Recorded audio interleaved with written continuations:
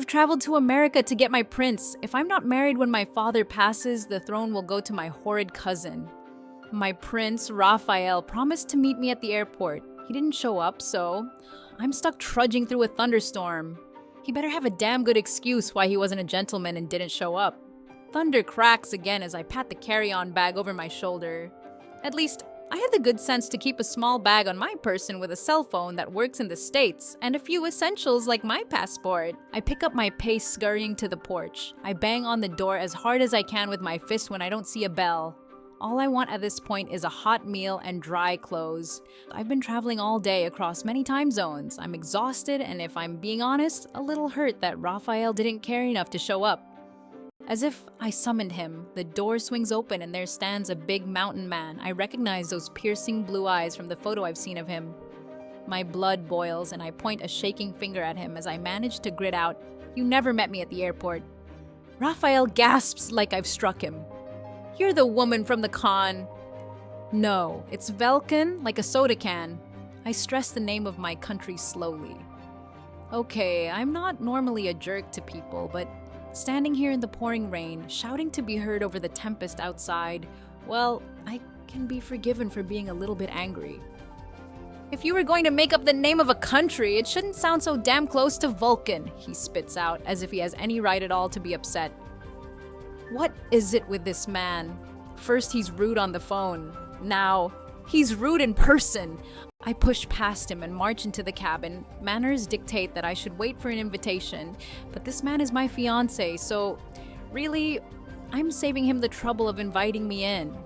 I turn to him and scowl, feeling my cold, wet dress cling to my back. He doesn't offer me a towel, doesn't even seem upset that I'm standing here dripping on his hardwood floors and tracking in mud.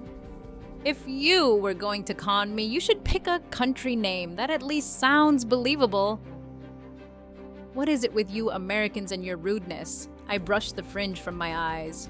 Why do I have to think that his eyes are as clear as the lake behind Father's castle? Why do I have to notice the way he smells like cedarwood and spice and home? If there's a country you don't know the name of, then it mustn't exist. So typical. I scowl back at him, suddenly aware that he's shirtless. He's shirtless and so very built. His body looks like it was carved from stone, except that one arm is twisted up at a strange angle, one that can't be natural, and for a second, I soften. Maybe he has a reason for being a little bit grumpy. He takes a deep breath like he's fighting for composure, and I let my gaze skate lower. The way his jeans are unbuttoned, I can see that happy trail of hair beneath his belly button before it disappears further down. The sight has me strangely aware of my body, of the way my curves look beneath the fabric of my dress. "I've had enough of this," he grumps. He yanks a phone from the pocket of his jeans. One arm moves easily and freely. It's the one he uses to tap the screen. I take a step closer and peer over his shoulder. Or I try to. I'm much too short to manage looking over a giant's shoulder, so I end up peering around his beefy arm instead. He's so big, solid, and warm. Ha ha ha!